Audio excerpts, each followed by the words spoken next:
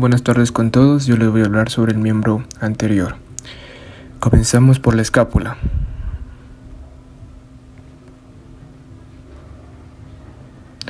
La escápula es un hueso plano situado en el cinturón torácico de los mamíferos. Está aplicada contra la parte cráneo-dorsal del tórax, al cual se une gracias a un conjunto de músculos que la sujeta.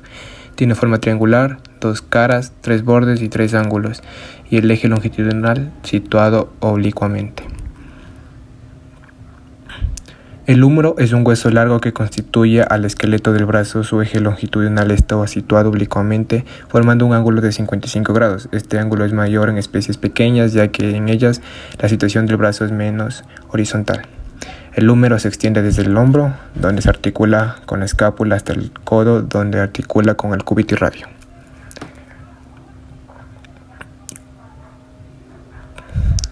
El radio y el cúbito son dos huesos largos que forman el esqueleto del antebrazo y articulan con el húmero en su extremidad proximal y con los huesos del carpo en su extremidad distal.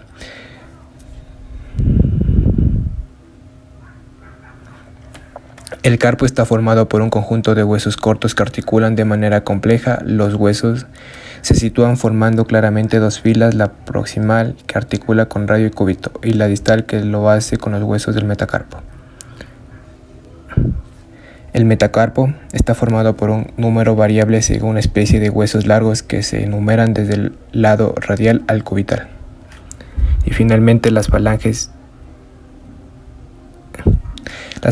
forman los esqueletos de los dedos.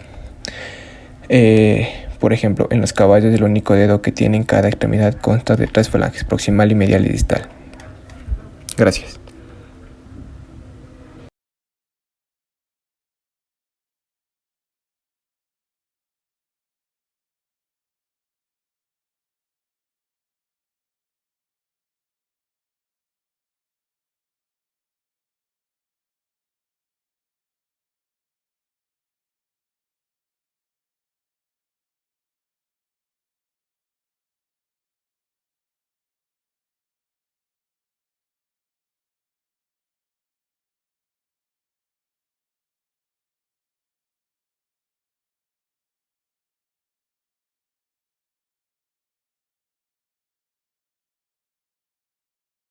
El fémur es un hueso largo y es considerado como el hueso más fuerte.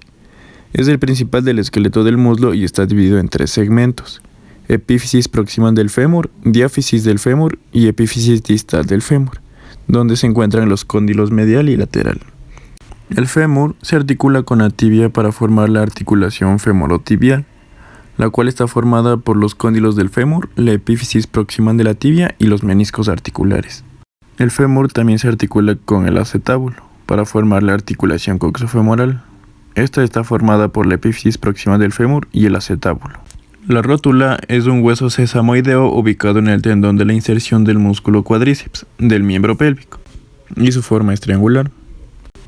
La tibia es uno de los 2 huesos del esqueleto de la pierna, pero la tibia es la única que soporta el peso del animal, lo que se refleja en un aumento de la robustez de este hueso.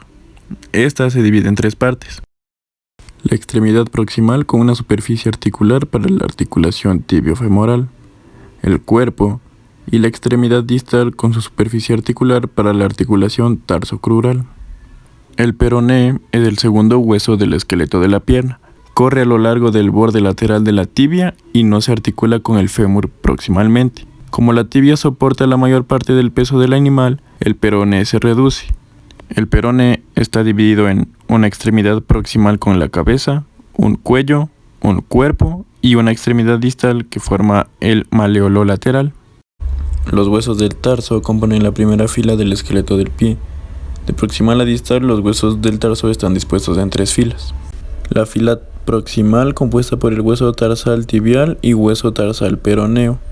Este se articula con la tibia para formar la articulación tarsocrural. La fila media, compuesta únicamente por el tarso central. Esta se articula con el tarsal distal y se une para formar la articulación centrodistal. Y la fila distal, compuesta por el primer, segundo, tercer y cuarto hueso tarsal.